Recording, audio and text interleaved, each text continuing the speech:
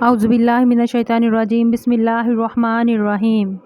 Islamic theme کے پیارے سامعین، میری طرف سے السلام علیکم ورحمۃ اللہ وبرکاتہ۔ آج میں آپ کے لیے بہت اچھا سا واقعہ لے کے آئی ہوں اور یقیناً آپ کو پسند آئے گا۔ اسلامک تھیم چینل کو جس نے ابھی تک سبسکرائب نہیں کیا تو پلیز اس کو سبسکرائب کر دیں تاکہ ہر نئی آنے والی ویڈیو کا نوٹیفیکیشن بآسانی آپ تک پہنچ سکے۔ انور راز محمد کباب کی خوشبو شہزاد کی بھوک میں اضافہ کر رہی تھی، لیکن وہ صرف حسرت سے لوگوں کے کباب کھانا دیکھ سکتا تھا۔ اپنی بڑی سی گاڑی میں بیٹھے سیٹھ فرید پلیٹ بھر کر سیخ کباب اور شامی کباب گرم روٹی سے کھا رہے تھے۔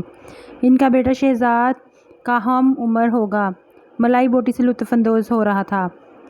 وہ اکثر اس ہوٹل پر آتے تھے اور شہزاد اس ہوٹل کے بیرونی حصے میں ویٹر کی نوکری کرتا تھا۔ اس کا کام ہوٹل کے سامنے کھڑی گاڑیوں میں آئے ہوئے لوگوں سے آرڈر لینا اور ان کو کھانا فراہم کرنا تھا۔ شہزاد کا دنیا میں اپنے غریب چچا کے سوا کوئی نہ تھا جن کے ساتھ وہ رہتا تھا۔ ابھی اسے ہوٹل میں کام کرتے ہوئے چند مہینے ہی ہوئے تھے کہ اسے معمولی سی تنخواہ ملتی تھی جس میں جیسے تیسے گزارا ہو رہا تھا۔ جس ہوٹل میں وہ کام کرتا تھا وہاں کا کھانا بہت مہنگا تھا۔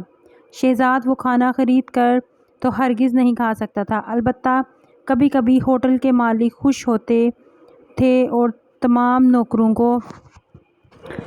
کو کھانا کھلا دیتے تھے، لیکن ایسا بھی مہینے میں ایک آدھ بار ہی ہوا کرتا تھا۔ شہزاد کی خواہش تھی کہ وہ بھی امیر ہو اور کھانا خرید کر کھائے اور کوئی ویٹر اس کو بڑے ادب سے کھانا پیش کرے اور اس کا حکم مانے، لیکن یہ اس کی خواہش پوری ہوتی نظر نہیں آ رہی تھی۔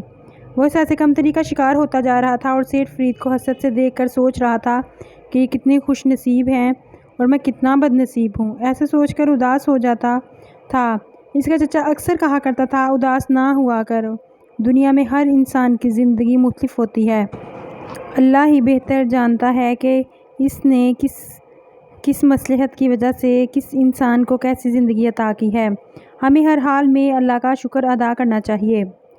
وہ پوچھتا، لیکن چچا ہم ہی غریب کیوں ہیں؟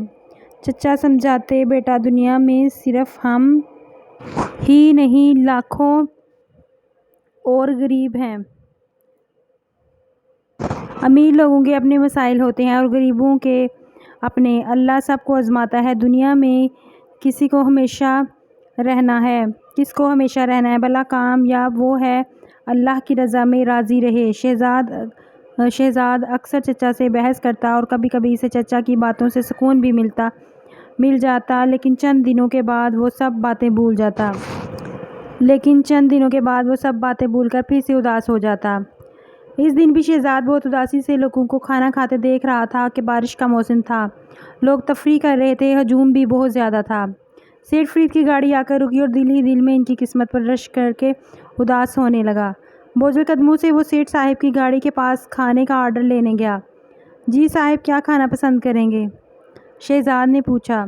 سیٹھ صاحب کے چہرے پر اداسی سی پھیل گئی۔ بیٹا آئس کریم لا دو۔ شہزاد حیران ہوا کیونکہ سیٹھ فرید جب بھی آتے کچھ نہ کچھ ضرور کھاتے تھے۔